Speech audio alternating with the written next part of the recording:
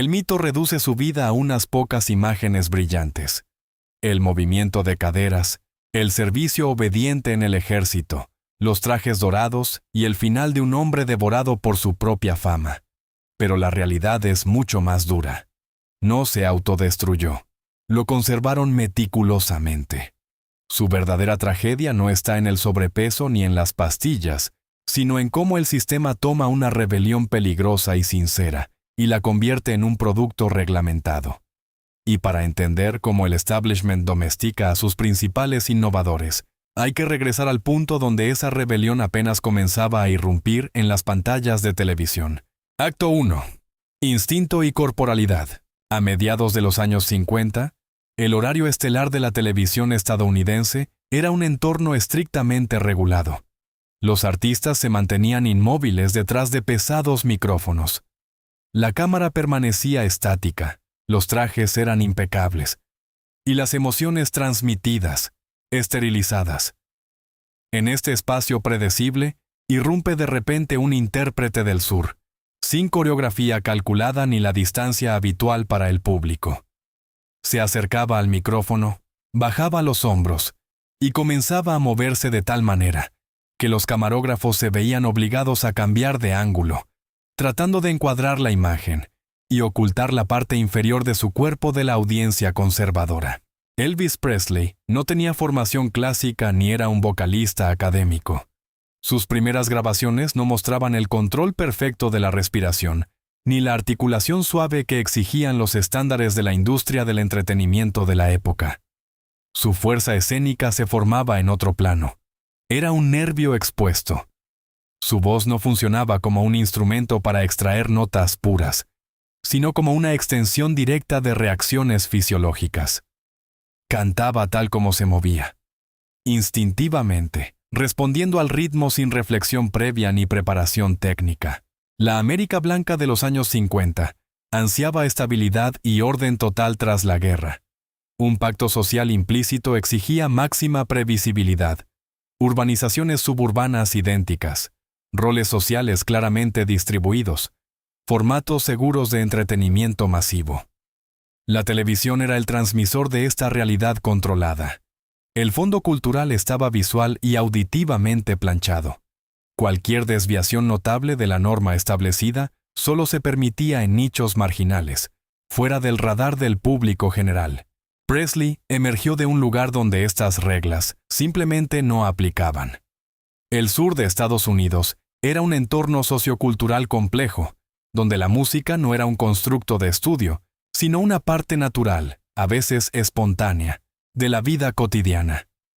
Elvis intuitivamente fusionó elementos que hasta entonces estaban separados en sectores sociales y raciales aislados.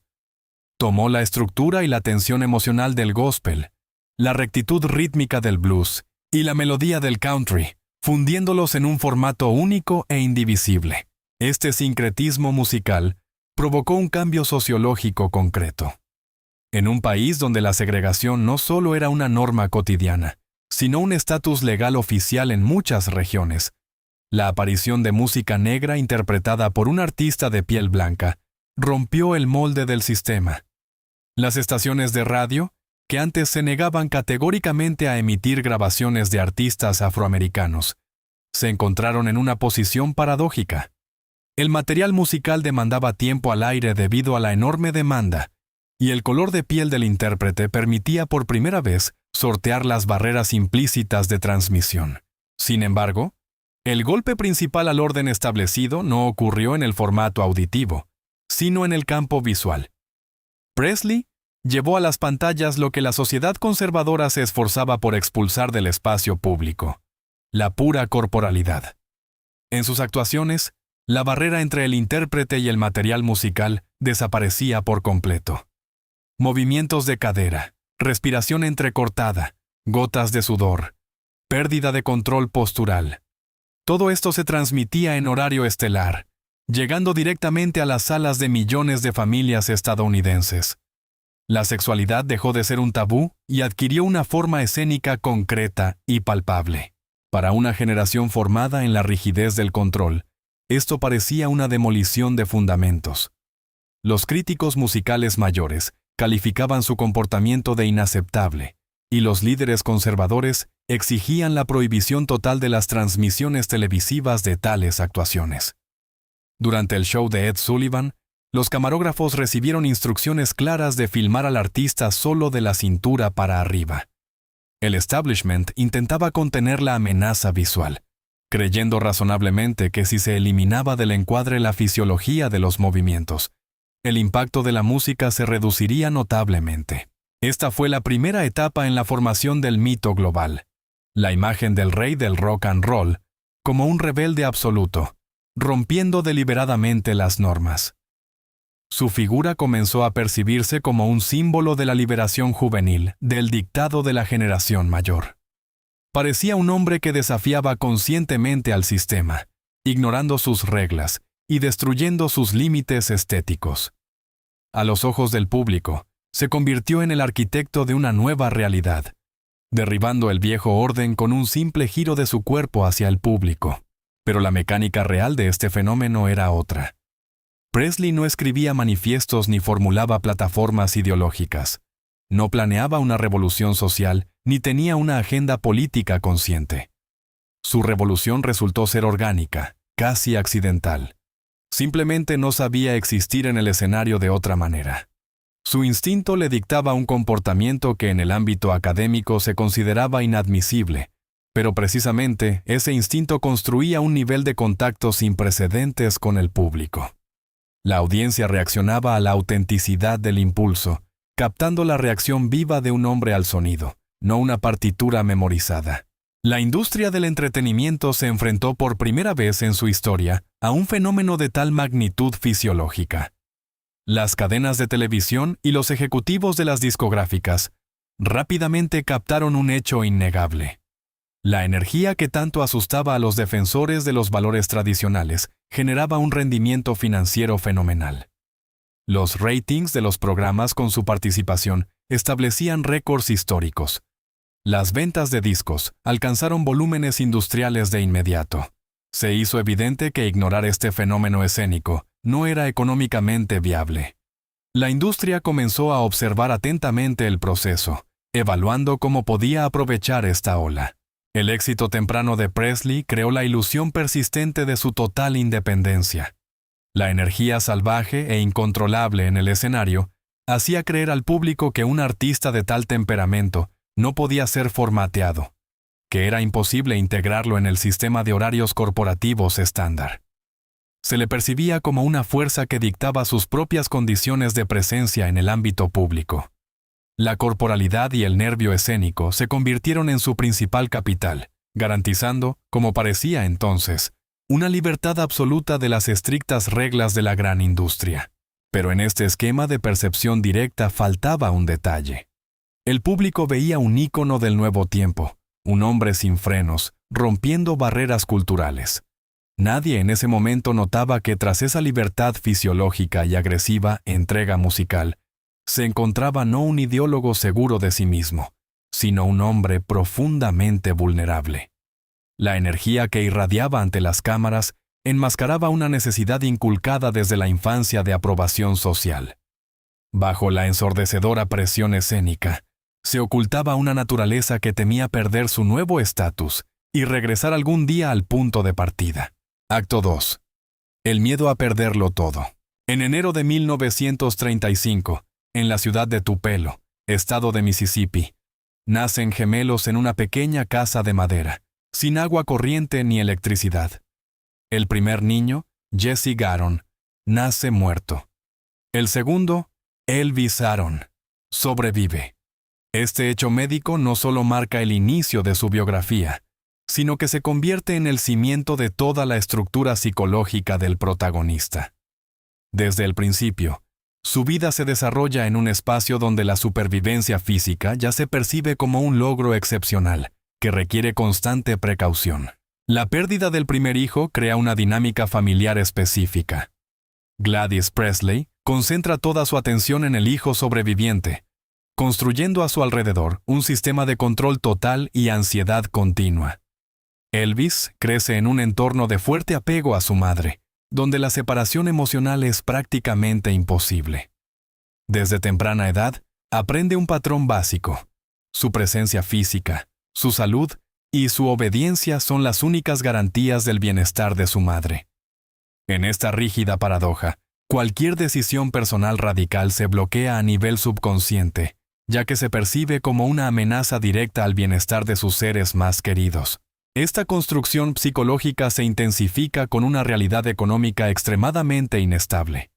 Cuando Elvis tiene 3 años, su padre, Vernon Presley, altera las cifras en un cheque bancario por unos cuantos dólares más y es condenado a prisión.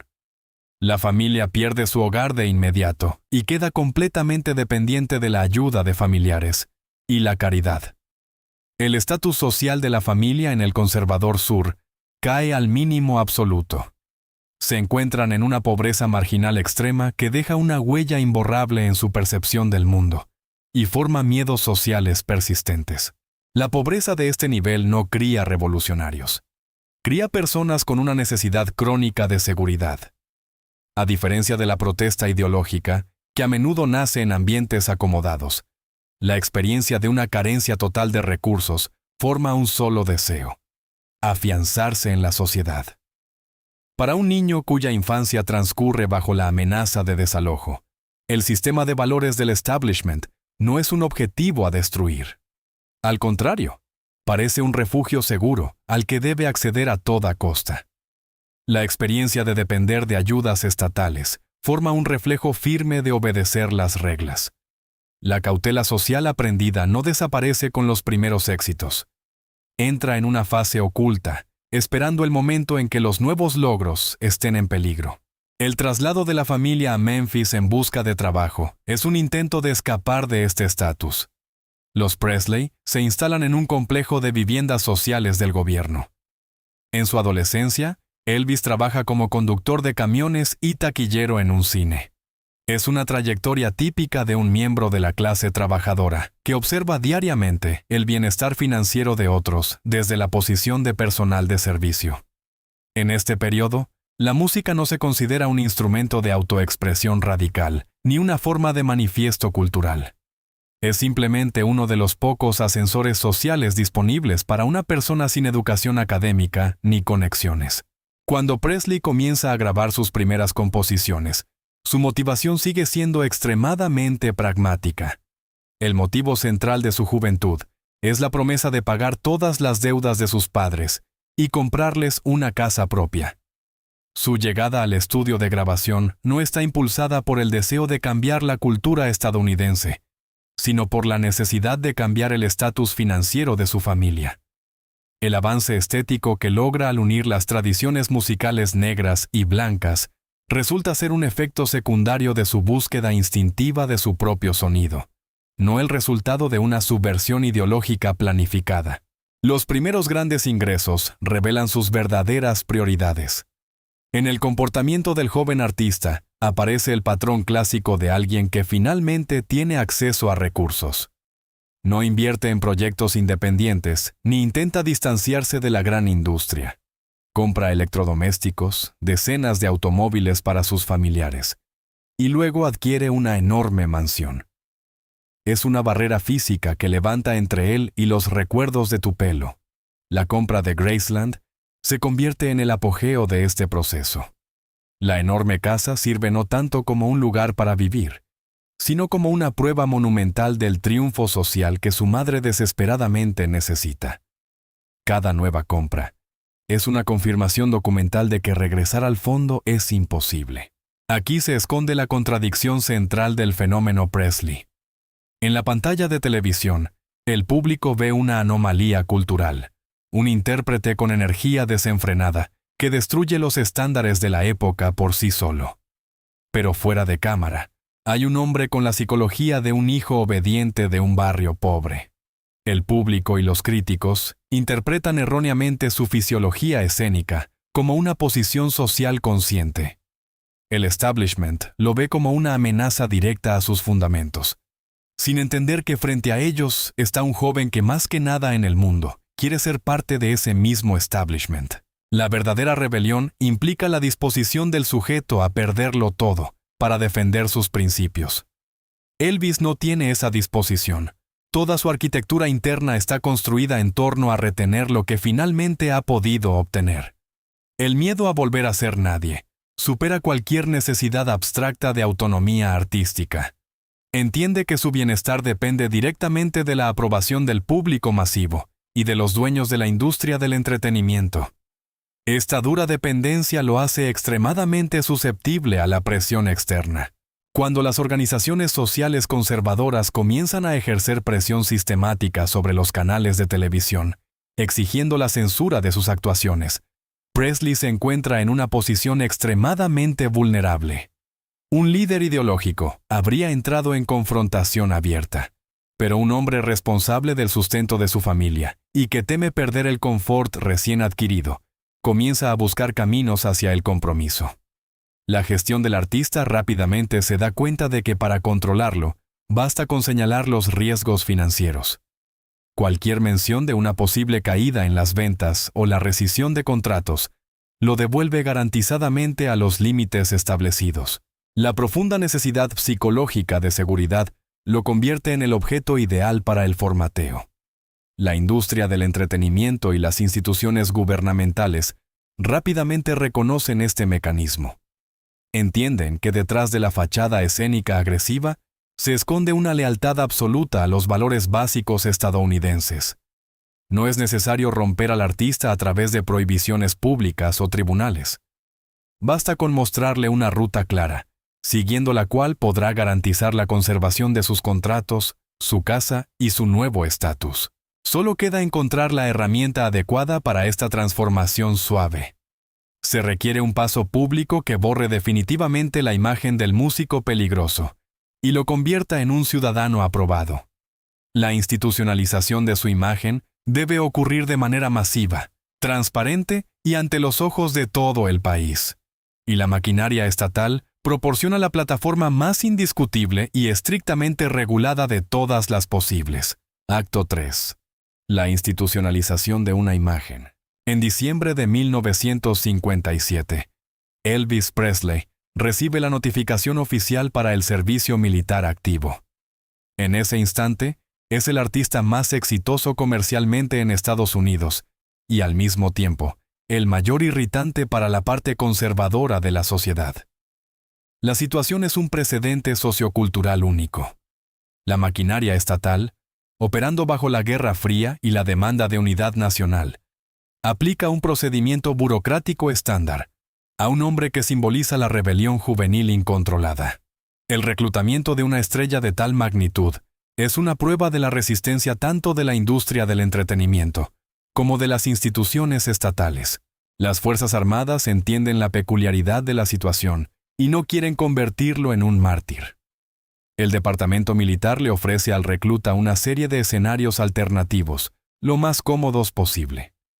La Marina está dispuesta a crear una compañía especial para él, y el mando del ejército recomienda oficialmente su ingreso en una unidad de servicios especiales. Este formato implica que su tiempo de servicio consistirá en una serie de conciertos paramilitares y participación en campañas de reclutamiento. El Estado ofrece un trato. El artista se pone el uniforme, pero continúa su actividad artística, manteniéndose en una posición privilegiada y evitando las verdaderas penurias de la vida en el campo. Rechazar esta oferta se convierte en un paso fundamental en el proceso de institucionalización de su imagen pública. El equipo de gestión del artista, liderado por el coronel Parker y el propio Presley, deciden que servirá como un soldado raso común. Esta decisión no se debe a un repentino arrebato de deber cívico, sino a un cálculo frío y pragmático. Aceptar las condiciones estándar del ejército, entrenamiento, vida en barracas comunes, guardias y limpieza de armas, debe funcionar como el mecanismo perfecto de rehabilitación social. La industria comprende que el rechazo demostrativo de la exclusividad permitirá comprar inmunidad social permanente contra las críticas conservadoras.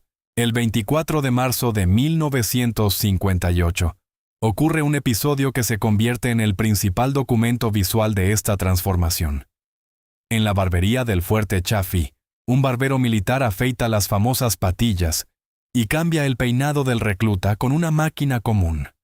Decenas de fotoperiodistas y camarógrafos, especialmente autorizados para entrar en la base, observan el proceso. La pérdida de cabello no es simplemente una rutina del reglamento militar. Se transmite como un ritual público de sumisión social. El principal marcador visual asociado con la desobediencia es eliminado metódicamente y de manera absolutamente legal por un representante del sistema estatal bajo los flashes de las cámaras. El efecto de este espectáculo televisivo y periodístico es total. La audiencia conservadora, que hasta hace poco enviaba peticiones para prohibir sus actuaciones provocativas, cambia instantáneamente su retórica. Las redacciones de los periódicos comienzan a recibir cartas de aprobación de la generación mayor. El peligroso outsider, que transmitía energía incontrolada, es recodificado como un joven estadounidense obediente, dispuesto a seguir órdenes sin cuestionarlas. El sistema demuestra claramente, para neutralizar una amenaza cultural, no es necesario aislarla. Basta con colocarla en una estructura jerárquica estricta y hacerla marchar al mismo ritmo que todos. Presley acepta estas nuevas reglas del juego con absoluta precisión. Su profunda vulnerabilidad psicológica, formada en condiciones de extrema pobreza y analizada anteriormente, lo obliga a ser un soldado ejemplar, casi invisible. Se niega conscientemente a cualquier aparición pública informal durante sus permisos, para no dar motivos de acusaciones de aprovechar su estatus.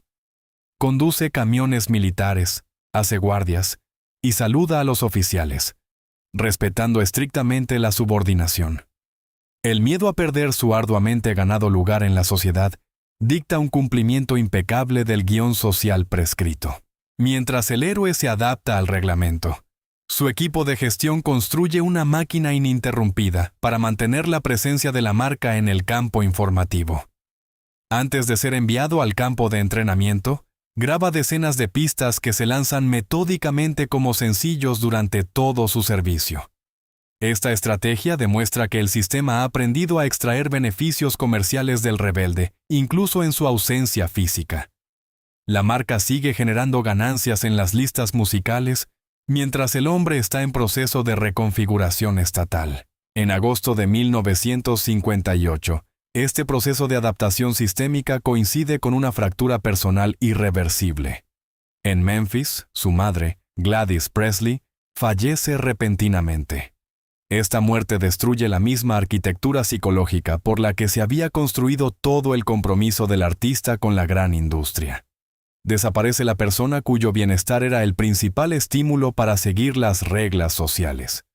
Sin embargo, esta catástrofe no provoca un colapso o protesta. Al contrario, hace a Presley aún más susceptible al control externo. Privado de su base familiar, se encuentra en un vacío existencial que inmediatamente llenan la disciplina militar y las obligaciones con sus gerentes. Las Fuerzas Armadas y los contratos se convierten en sus nuevos puntos de apoyo. El estricto horario diario, donde cada acción está reglamentada por una orden, resulta ser el entorno ideal para alguien que ha perdido sus brújulas internas. Permite que las instituciones asuman la responsabilidad total de organizar su tiempo y espacio. El envío a Alemania Occidental para continuar su servicio completa la operación de extracción del catalizador cultural del contexto estadounidense. Mientras en Estados Unidos ocurren transformaciones musicales y cambia el paisaje de los estudios de grabación independientes, el principal innovador de la época está completamente aislado de estos procesos. La base militar en Friedberg funciona como una cuarentena social. 2 años en Europa actúan como una herramienta de congelación efectiva. La popularidad se mantiene gracias a una gestión hábil de los archivos, pero el desarrollo musical vivo se detiene por completo. Para el momento de su desmovilización en marzo de 1960, la imagen original está completamente reformateada. Del avión desciende un sargento que ya no causa alarma entre los padres estadounidenses.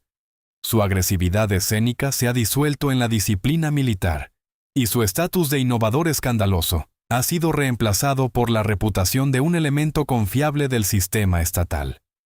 El establishment gana esta partida, transformando sistemáticamente una explosión espontánea en una norma social comprensible. La industria del entretenimiento se enfrenta al hecho de volver al artista al formato caótico de las primeras giras de rock and roll. Es económicamente inviable e ideológicamente erróneo. El capital de lealtad acumulado durante su servicio en la América conservadora requiere nuevas formas seguras de realización. La energía que una vez obligó a las cadenas de televisión a cambiar el ángulo de filmación, ahora debe colocarse en un espacio estrictamente estructurado y predecible. El cine debe convertirse en la herramienta para la conservación final de esta nueva imagen. Acto 4. Formato seguro. En noviembre de 1960, se estrena la comedia musical Soldier's Blues. Es el primer gran trabajo cinematográfico de Elvis Presley tras su desmovilización y regreso de Europa. El guión del filme es una explotación directa y absolutamente segura de su reciente experiencia militar.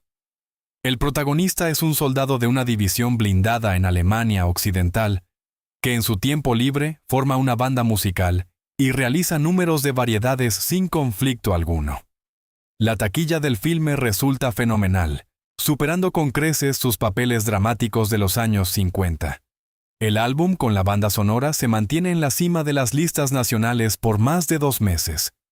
Este triunfo comercial instantáneo establece un nuevo estándar de producción para la carrera del artista. La industria de Hollywood ofrece al management el formato perfecto para la conservación a largo plazo del rebelde domesticado. Las mayores productoras desarrollan una rígida matriz de guión, que se reproduce con metódica precisión durante la década siguiente. La estructura de cada película incluye un conjunto obligatorio de elementos, una ubicación exótica y llamativa, una línea romántica superficial, total ausencia de tensión social o dramática real, y la inclusión de 10 o 12 números musicales, artificialmente integrados al argumento. La cadena cinematográfica se pone en marcha a máxima potencia.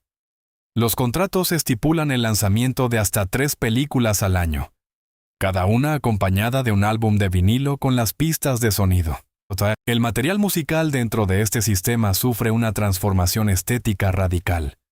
Si en los primeros años las grabaciones de Presley marcaban el rumbo de la industria discográfica y rompían barreras establecidas, ahora las canciones se crean exclusivamente como un complemento funcional y subordinado al componente visual del filme. Las pistas se escriben por encargo, con un equipo de autores trabajando en serie, estrictamente para las escenas aprobadas de antemano. El intérprete canta en la playa, al timón de un bote, rodeado de niños, perros, o incluso mientras salta en paracaídas. Ese ritmo y blues agudo, la profundidad emocional del gospel y el nervio escénico son sistemáticamente reemplazados por composiciones suaves, comercialmente calculadas, desprovistas de toda imprevisibilidad. Este ciclo cinematográfico continuo forma alrededor de la figura de Presley una barrera impenetrable, aislándolo por completo de los procesos culturales actuales. En los años 60, la escena musical mundial experimenta cambios estructurales fundamentales. Surgen nuevos autores, se forman movimientos de protesta, cambia el lenguaje social de la cultura pop. Mientras otros artistas escriben manifiestos y actúan en estadios, el principal catalizador de cambios de la década anterior se encuentra en las condiciones herméticas de los estudios de filmación cerrados.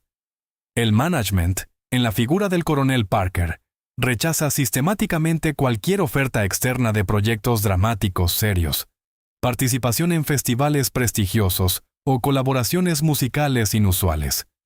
La prioridad se da incondicionalmente al flujo garantizado de ganancias de la fórmula hollywoodense, probada una y otra vez. Presley acepta estas reglas del juego, y esta elección no es resultado de una coerción directa por parte de las corporaciones.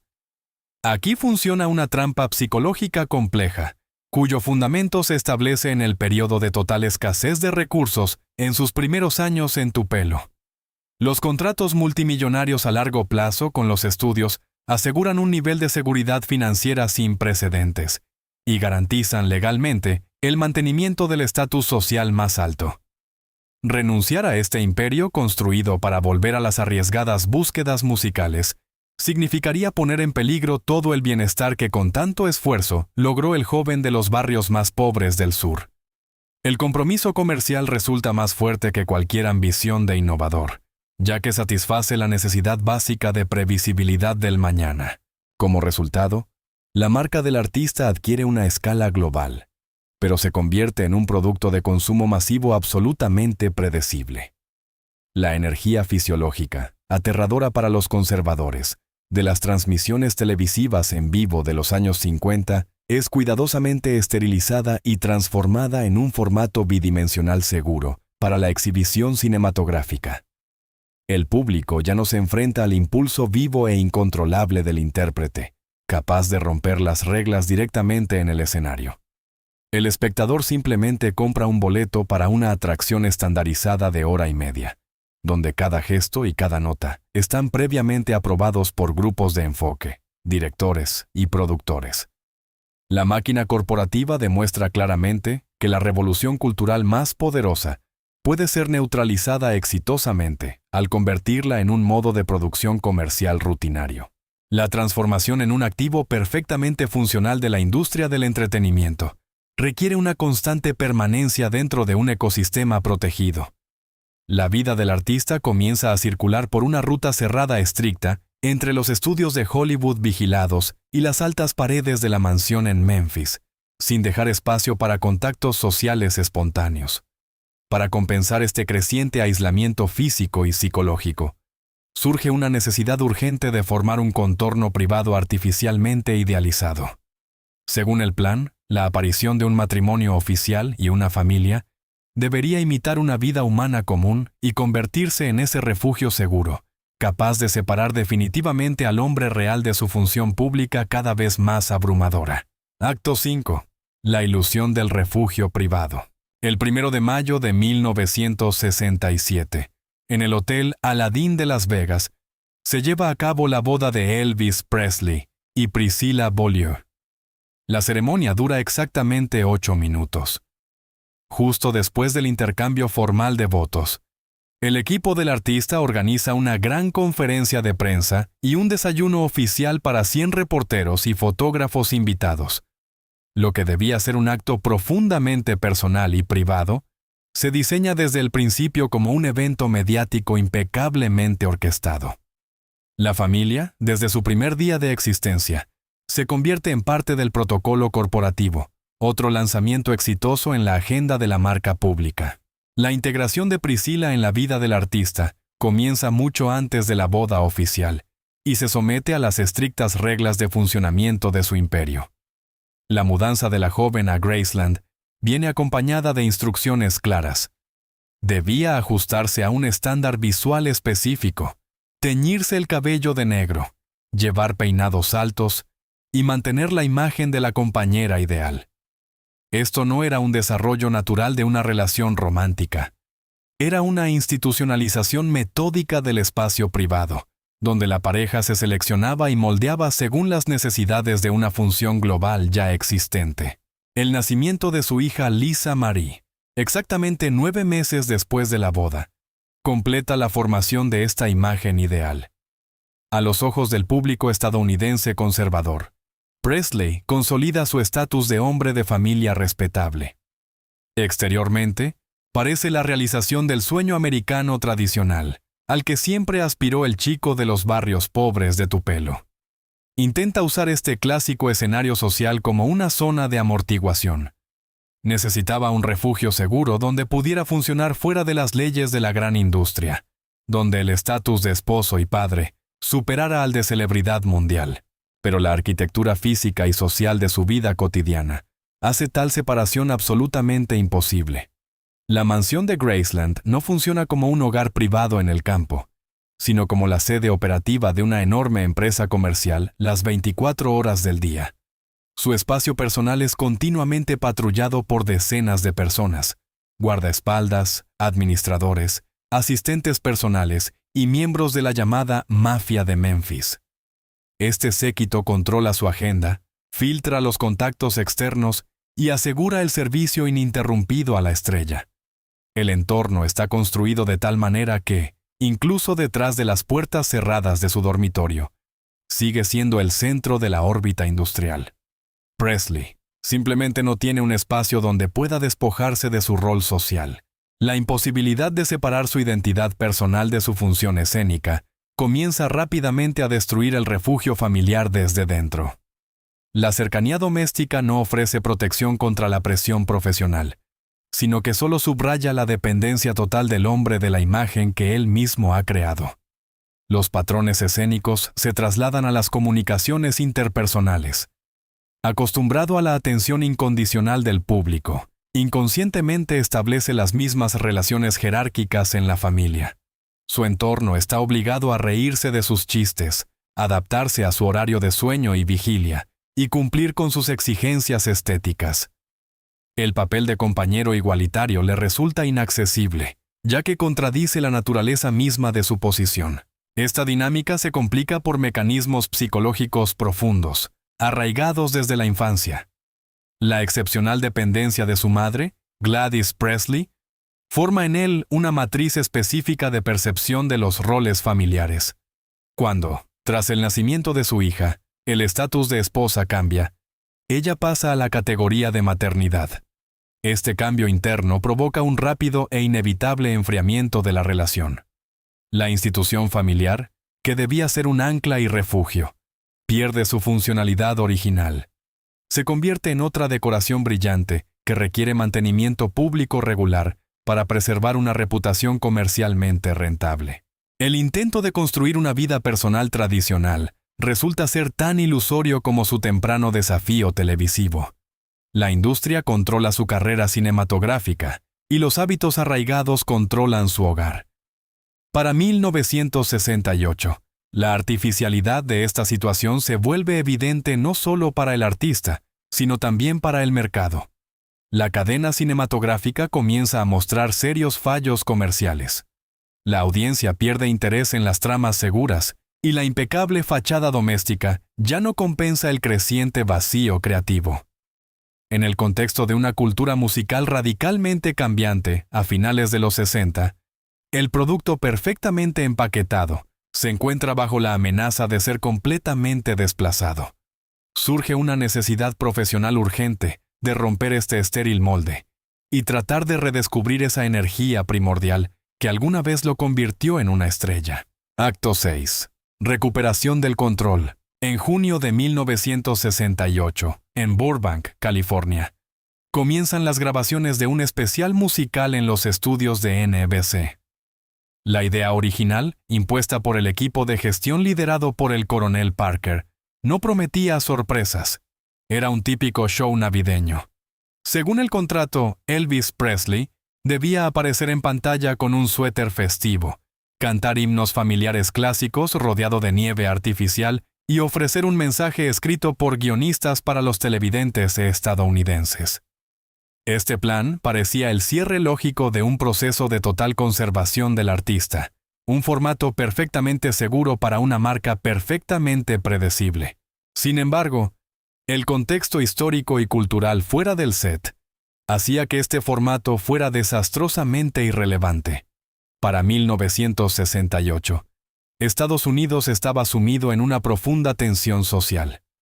La industria musical había cambiado su lenguaje por completo. La invasión británica, el auge de la contracultura, las protestas callejeras y una nueva estética politizada habían vuelto obsoletos los estándares anteriores.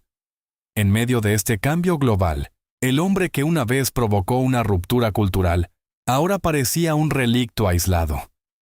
Una década dentro de estudios herméticos de Hollywood, produciendo comedias repetitivas, había borrado su conexión con la realidad.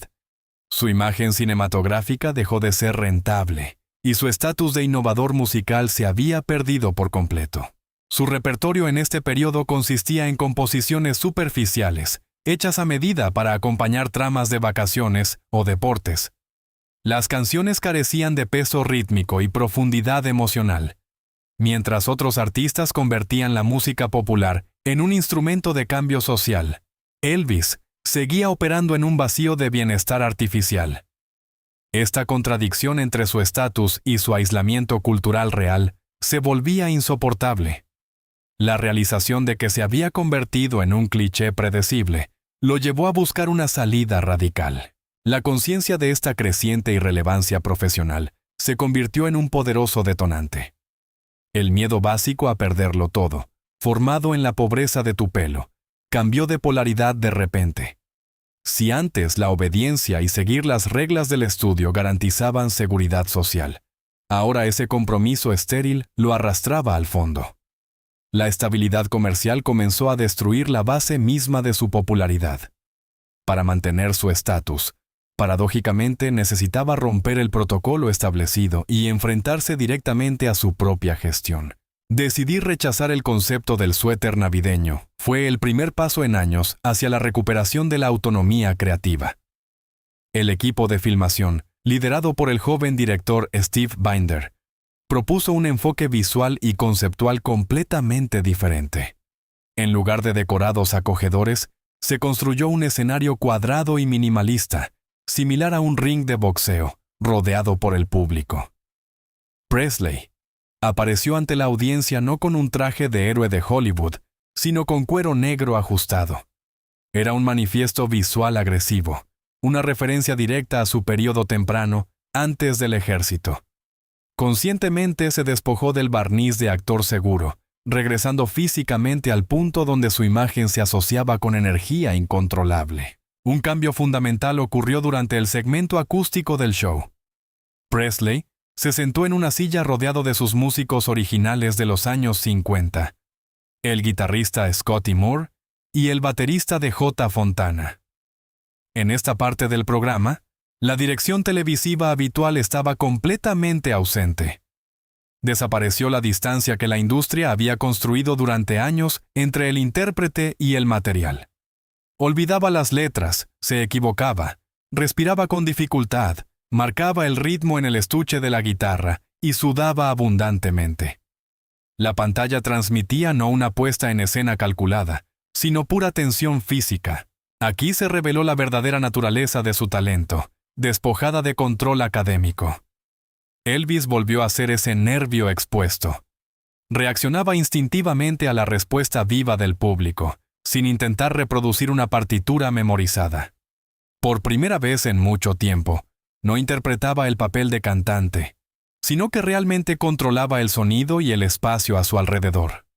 La corporeidad, que alguna vez asustó a los ejecutivos de televisión, regresó al horario estelar, pero ahora no como una rebelión juvenil, sino como una herramienta consciente de un artista adulto, intentando romper la cáscara de su propio mito brillante.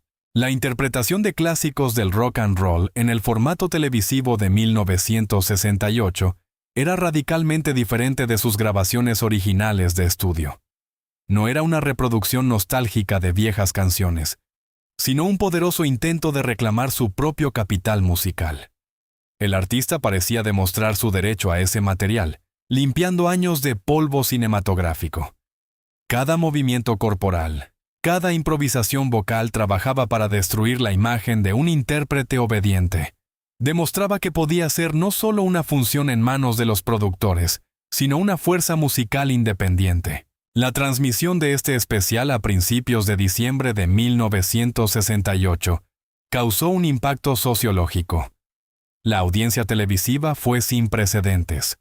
Millones de espectadores en todo el país vieron el programa. El éxito de este regreso destruyó el estereotipo establecido de que la era de Presley había pasado irrevocablemente. Los espectadores vieron que la energía original no había desaparecido, solo estaba conservada bajo una capa de guiones de Hollywood.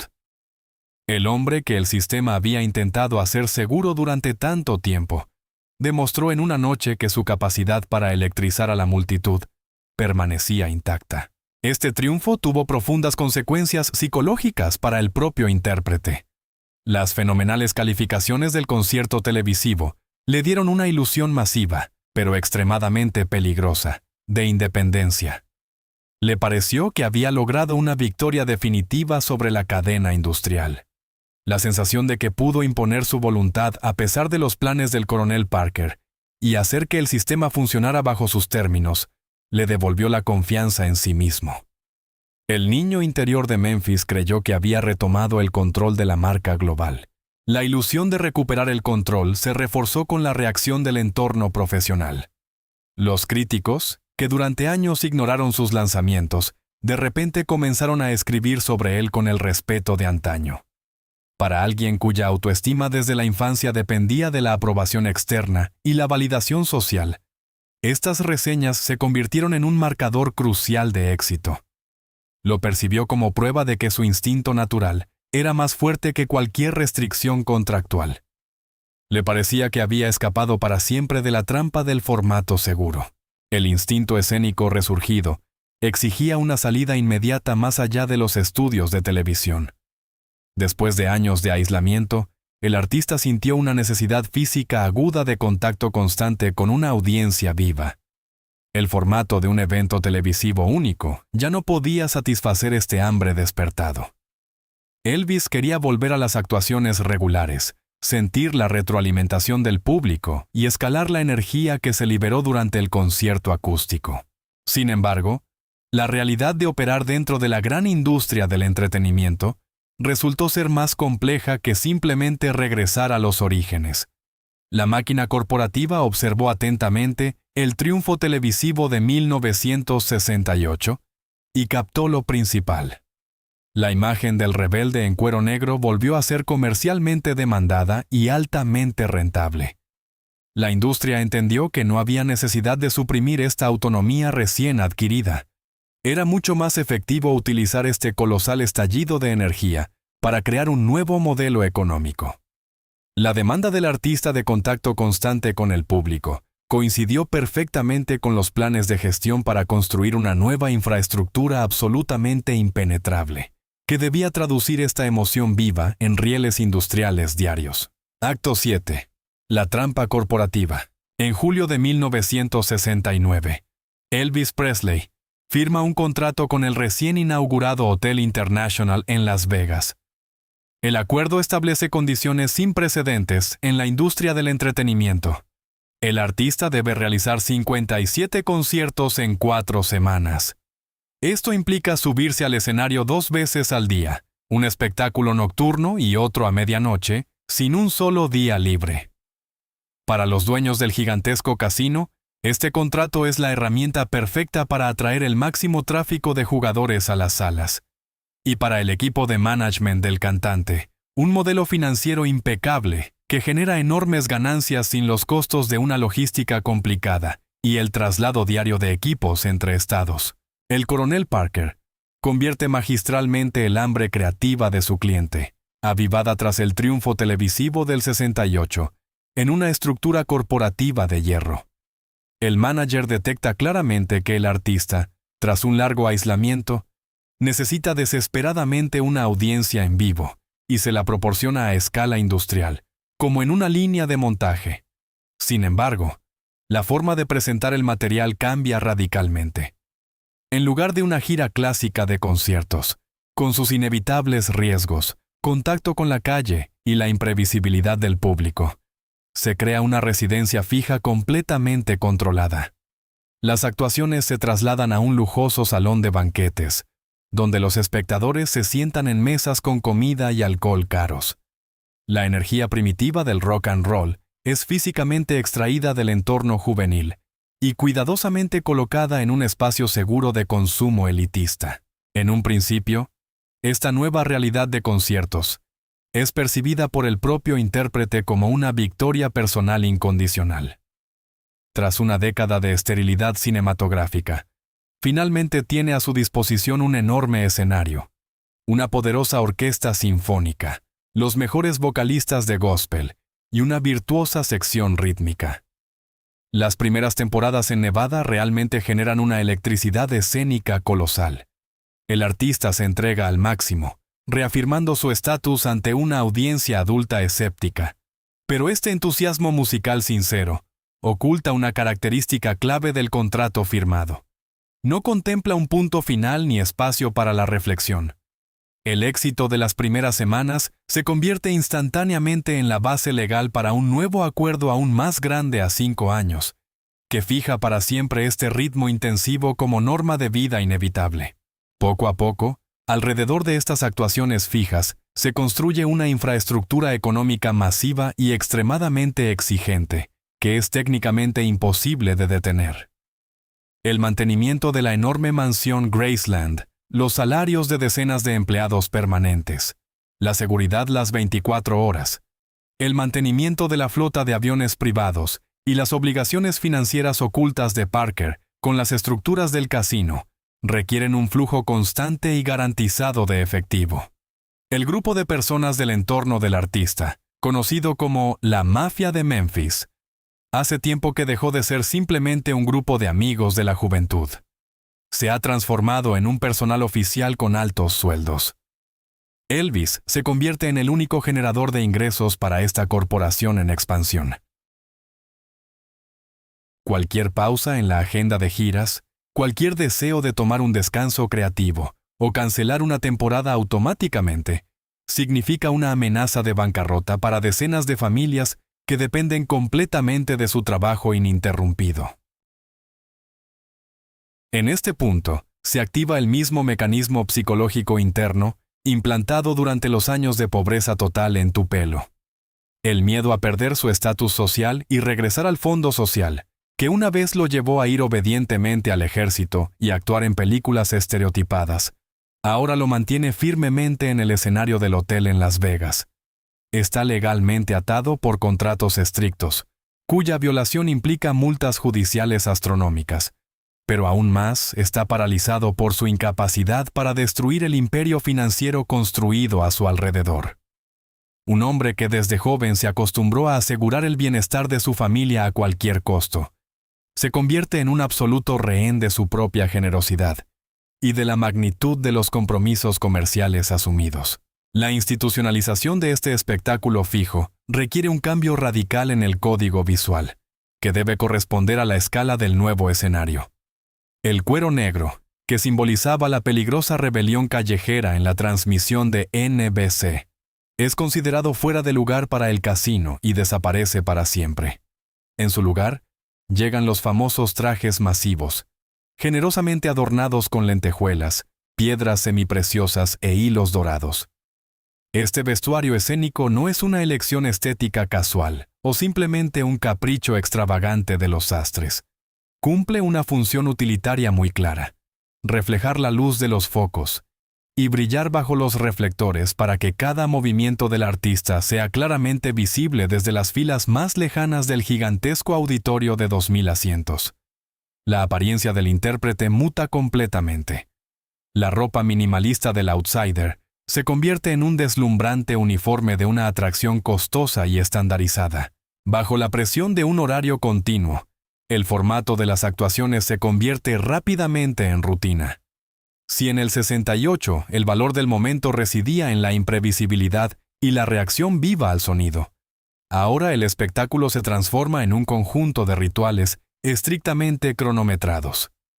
Amplios movimientos de brazos, demostraciones de técnicas teatrales de karate, distribución en masa de pañuelos húmedos a las fanáticas en las primeras filas, reverencias obligatorias y un orden de éxitos invariablemente fijado. Cada movimiento está detalladamente ensayado y se repite noche tras noche, sin la menor desviación conceptual. El instinto musical sincero es completamente reemplazado por una memoria muscular altamente profesional, pero absolutamente mecánica. El acto en vivo se convierte en un ensamblaje industrial diario de emociones esperadas. Cuando termina el agotador mes en Las Vegas, la máquina no permite detenerse. El management envía inmediatamente al artista a interminables giras regionales por el país. El horario está diseñado con una crueldad matemática para abarcar la mayor cantidad de estadios en el menor tiempo posible. 15 ciudades en 15 días. El espacio para una pausa creativa, para escribir nuevo material relevante o simplemente para sesiones acústicas de estudio, se elimina por completo del calendario. La industria exprime el 100% de las ganancias solo del físico de la estrella, ignorando por completo la necesidad básica del artista de renovación intelectual o artística. En este ciclo de producción, el espacio vital de la persona se reduce a un mínimo crítico, casi claustrofóbico. Su cotidianidad consiste únicamente en la habitación del hotel en el último piso, el ascensor de servicio, el camerino oscuro y el escenario. El contacto con el mundo exterior está completamente mediado por un denso anillo de seguridad y managers. El aislamiento, que comenzó metódicamente en los estudios de cine de Hollywood, alcanza su pico absoluto en la jaula dorada del calendario corporativo. Físicamente está en el centro de atención de miles de personas exaltadas, pero socialmente permanece aislado de la realidad, funcionando exclusivamente como una correa de transmisión de un gigantesco mecanismo de generación de dinero. La continuidad de esta línea de montaje industrial inevitablemente entra en conflicto directo e irresoluble con los límites de la fisiología humana. Dar el 100% de entrega emocional y física en el escenario 2 veces al día, semana tras semana, año tras año, es imposible solo con los recursos naturales del cuerpo. El sistema exige un trabajo ininterrumpido. Los contratos firmados no permiten cancelaciones por simple cansancio. Y el profundo miedo a decepcionar al público lo obliga a salir al micrófono en cualquier estado. Para mantener este ritmo de existencia artificialmente creado y reglamentado, se requieren herramientas radicales de ajuste del ritmo, que deben engañar al reloj biológico y someter el cuerpo al calendario. Acto 8. Herramientas del ritmo. En 1970, un médico con título se une oficialmente al equipo de gira de Elvis Presley. Su salario supera con creces los ingresos de la mayoría de los altos ejecutivos de las principales discográficas de la época. Su tarea principal no es tratar enfermedades agudas o crónicas del artista, sino gestionar médicamente el calendario de giras las 24 horas del día. Los registros farmacéuticos oficiales y los diarios médicos del estado de Tennessee conservan pruebas documentales de miles de recetas de potentes medicamentos emitidas a nombre del cantante y su círculo cercano. La aparición de un terapeuta personal como figura clave tras bambalinas marca un cambio histórico crucial. La gestión musical tradicional cede completamente ante la administración clínica del recurso humano. El horario estándar de residencia en Las Vegas y las giras nacionales posteriores contradice físicamente las leyes básicas de la fisiología. El espectáculo nocturno en el casino termina tarde, pero inmediatamente después, tras una breve pausa, sigue el llamado show de medianoche, cuyo final a menudo cae en la segunda o tercera hora de la madrugada. El artista deja el escenario multinivel del Hotel International en el pico de una colosal descarga de adrenalina. Después de esto, se espera que recupere fuerzas rápidamente, se sumerja en un sueño profundo y para el mediodía siguiente esté listo para ensayos vocales, conferencias de prensa y reuniones obligatorias con representantes del establishment. El proceso natural de desaceleración del sistema nervioso sobrecargado toma demasiado tiempo que simplemente no existe en la estricta malla de contratos multimillonarios firmados. El mito tabloid masivo describe tradicionalmente esta etapa de su biografía en términos de pérdida de moral, hábitos destructivos y autodestrucción consciente. En realidad, la práctica médica alrededor de la estrella se formó como una respuesta pragmática e industrial a las demandas de producción imposibles de cumplir. La farmacología se convirtió en una herramienta funcional, un panel de control manual del organismo que ya no le pertenecía. Numerosos estimulantes se usaban para lanzar artificialmente la energía antes de salir al público, reemplazando el coraje natural. Los sedantes se aplicaban como un freno químico de emergencia para garantizar al cuerpo unas horas de sueño inmóvil, antes de iniciar un nuevo ciclo de producción. Las pastillas no funcionaban como un medio de escape de la realidad, sino como la única forma disponible de mantenerse en ella. Es crucial señalar que todo este proceso se desarrollaba en un campo absolutamente legal e institucional. No se trataba de sustancias prohibidas adquiridas en entornos criminales marginales.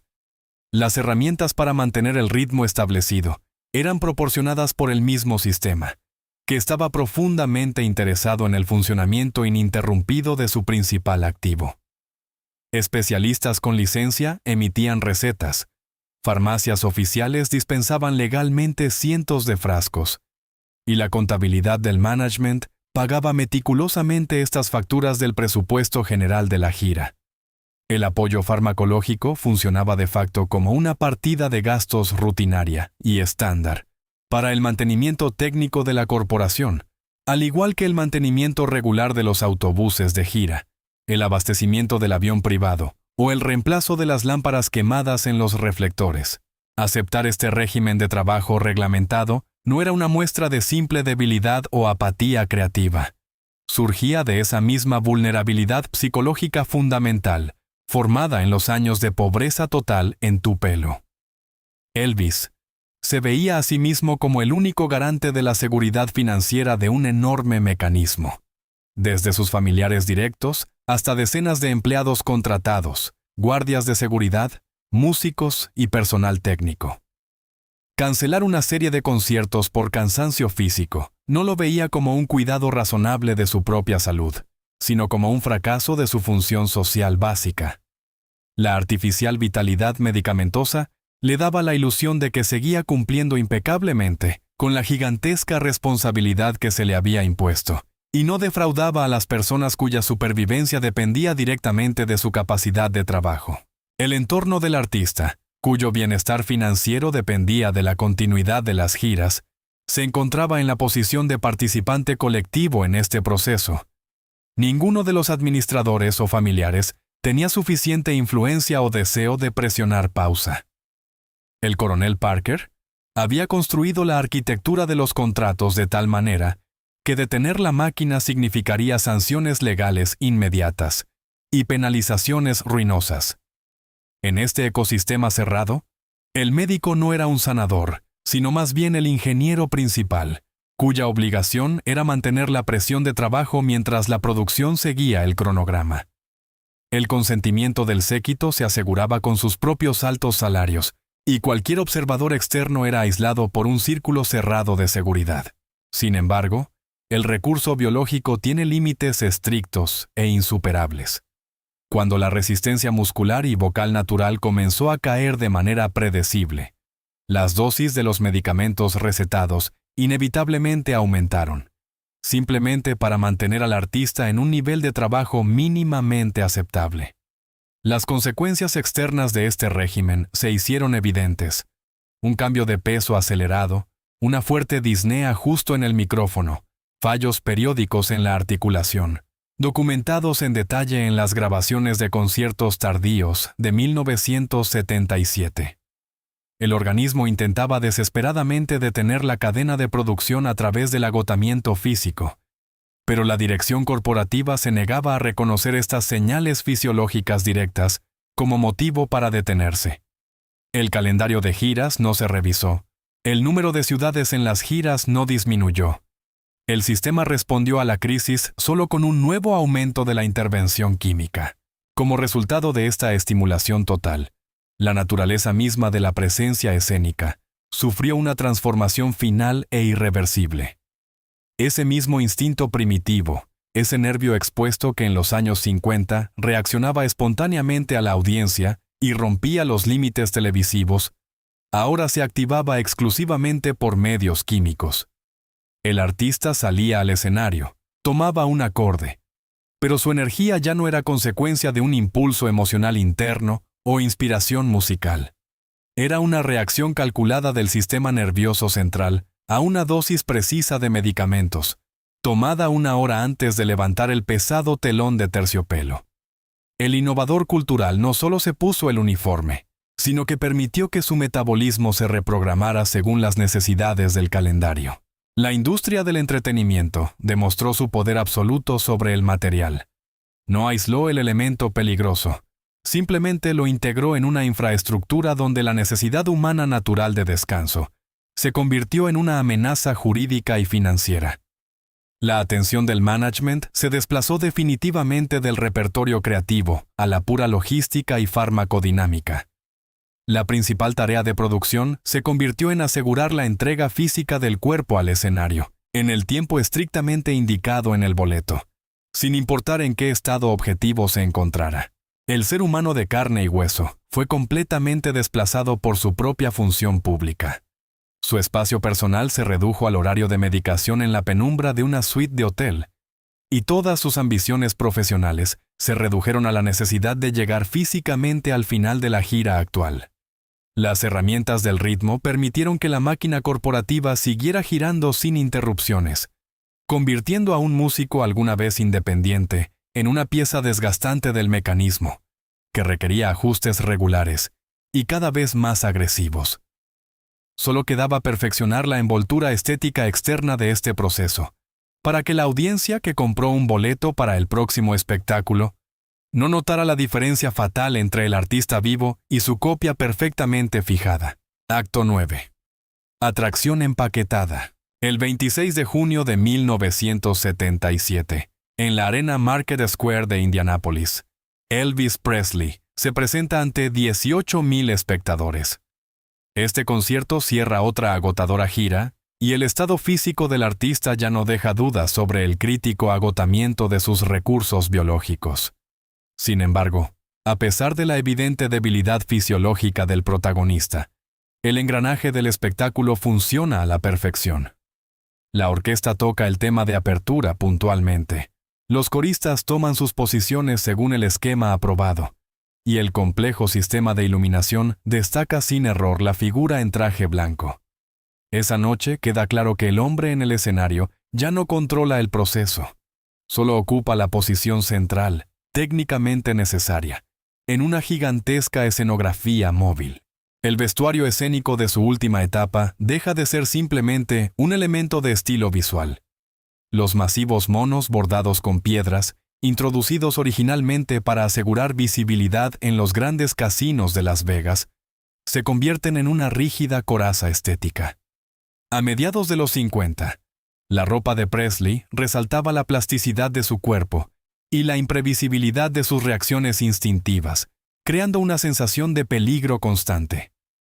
A finales de los 70, este pesado y brillante armazón literalmente sostiene al cansado artista en posición vertical. El uniforme oculta el deterioro físico bajo una capa de brillo continuo, garantizando a los espectadores que reciben exactamente el producto por el que pagaron. La transformación afecta también la naturaleza de la percepción del público. La audiencia que llena los estadios en los últimos años de gira ya no busca un choque cultural o revelaciones musicales. El público conservador, que alguna vez escribió peticiones para prohibir las transmisiones televisivas de sus movimientos, ahora lleva a sus hijos a las gradas. Asistir a un concierto se convierte en una actividad familiar segura, similar a una visita al circo o al parque de diversiones. La salida al escenario, la obligatoria entrega de bufandas, la demostración de movimientos de karate y el acorde final se convierten en un conjunto de desencadenantes predecibles. La energía, que originalmente buscaba romper barreras sociales, ha sido domesticada con éxito y convertida en un consumo nostálgico. En este paradigma, incluso el deterioro progresivo de la salud del artista se integra en la estructura del espectáculo. La falta de aliento, los textos de canciones olvidados y las largas pausas entre números no alejan al público, sino que, paradójicamente, crean un nivel específico de apego emocional. El establishment permite a la audiencia observar el declive gradual de un ícono en tiempo real, convirtiendo la vulnerabilidad misma en un elemento vendible. El intérprete se ve privado del derecho a una pausa privada. Su debilidad es documentada por miles de flashes de cámaras desde el público, convirtiéndose en parte del calendario global. El mecanismo de las giras no se detiene ni por la gerencia ni por los promotores, ya que el modelo financiero no contempla escenarios de cancelación por desgaste fisiológico. El 16 de agosto de 1977, esta imparable cadena de montaje se enfrenta al único factor que no puede ser eludido ni legal ni médicamente. La detención del corazón marca el rechazo final del sistema biológico a soportar el ritmo industrial impuesto. Sin embargo, la reacción corporativa a este evento demuestra la absoluta resiliencia del aparato construido. El coronel Parker, en otro lugar y ocupado con la preparación de la siguiente gira, responde a la noticia exclusivamente desde una perspectiva de administración comercial. Su primera directiva es reforzar inmediatamente el control sobre la producción y venta de productos de recuerdo. La ausencia física del artista no significa el cierre del negocio. Solo traduce la marca a una nueva fase de explotación más estable. La muerte del intérprete, paradójicamente, optimiza el modelo de negocio. La eliminación del factor humano elimina los riesgos de cancelación de conciertos. Elimina la necesidad de pagar la complicada logística de los desplazamientos constantes y permite fijar para siempre la imagen en su punto más seguro. Ya no es necesario regular continuamente el ritmo con medicamentos. Ahora, la gerencia puede manejar los archivos sin obstáculos, lanzar compilaciones y vender licencias para el uso del nombre. La institucionalización alcanza su pico. El hombre vivo desaparece definitivamente, dejando tras de sí una matriz jurídica y financiera perfectamente ajustada, que comienza a generar ganancias con aún mayor eficiencia. La mansión Graceland, que el artista compró alguna vez como prueba del éxito social de su familia, y que durante años sirvió como cuartel de su aislamiento, cambia de estatus de manera lógica. La apertura de las puertas de la casa para visitas masivas convierte el espacio privado en un complejo museístico oficial. Torniquetes, tiendas de souvenirs y rutas de excursión estrictamente reguladas institucionalizan la memoria misma del cantante. El lugar donde un joven de los barrios más pobres de Tupelo intentó construir una ilusión de refugio personal y escapar de la presión pública se convierte en uno de los destinos turísticos más visitados del país. El contorno privado se monetiza definitivamente. La cultura de masas rápidamente forma un mito conveniente y simplificado sobre los últimos días del héroe. Las narrativas de tabloides se enfocan en el exceso de peso, la cantidad de recetas médicas y las extravagantes costumbres domésticas. Este enfoque en la degradación cotidiana cumple una función sociológica crucial. Enmascara la verdadera naturaleza del conflicto. A la sociedad le resulta mucho más cómodo atribuir el final de la biografía a la falta de voluntad personal y debilidades de carácter, que reconocer el hecho de que el artista fue metódicamente procesado por mecanismos legales y aprobados de la industria del entretenimiento. El mito de la autodestrucción protege al sistema mismo, eximiéndolo de responsabilidad por explotar el recurso humano hasta el agotamiento total. El verdadero drama significativo de esta biografía yace mucho más allá de los diagnósticos médicos. Se encuentra en la trayectoria de un hombre cuyo instinto escénico inicial provocó uno de los cambios culturales más poderosos del siglo XX. El intérprete, que rompió barreras raciales en transmisiones nacionales y enseñó a una audiencia conservadora a no temer la corporalidad abierta, termina su camino como una función completamente controlada y predecible. El profundo miedo a perder el estatus social adquirido lo lleva a una serie de compromisos que, paso a paso, le despojan de su subjetividad creativa, hasta que del rebelde original solo queda una cáscara dorada. La evolución de Elvis Presley demuestra claramente el algoritmo de trabajo del gran establishment con cualquier forma de protesta cultural. El sistema no busca destruir a los innovadores mediante prohibiciones directas. En su lugar, los extrae cuidadosamente del contexto callejero impredecible, los integra en sus jerarquías corporativas, los ata con contratos a largo plazo y asegura la producción ininterrumpida de contenido seguro. El impulso radical pierde completamente su amenaza en el momento exacto en que su manifestación se convierte en parte del ciclo de producción aprobado, y el rebelde se transforma en una atracción nocturna perfectamente empaquetada con un horario estricto. Las Vegas no fue simplemente la última parada en el itinerario de la gira. Se convirtió en la forma arquitectónica perfecta para la institucionalización definitiva del héroe. La jaula dorada del escenario en los casinos culminó un proceso de años. Lo que comenzó como un impulso corporal instintivo e incontrolable fue cuidadosamente empaquetado en un uniforme adornado con lentejuelas y puesto en un carrusel diario. Elvis Presley no fue una víctima pasiva de este mecanismo. Consciente, hizo un pacto con la industria, impulsado por un profundo miedo a perder su estatus social y regresar a la inestabilidad económica de su infancia. El chico de Memphis buscaba asegurar la seguridad financiera para sí mismo y su entorno. Cumplió esta misión con un alcance histórico, construyendo una corporación que sostenía a decenas de personas. Pero el precio de este confort resultó ser absoluto. Para mantener su posición, tuvo que renunciar al derecho a una pausa, a la posibilidad de replantear su repertorio y, en última instancia, a su propia autonomía. La industria no suprimió directamente su energía escénica, simplemente la sometió a un estricto calendario de producción. Aquí yace el mecanismo fundamental para neutralizar cualquier cambio cultural. El sistema no necesita entrar en conflicto abierto con el innovador si puede integrarlo en su estructura corporativa. Una vez que el instinto espontáneo comienza a generar ganancias estables, pierde para siempre su filo sociológico.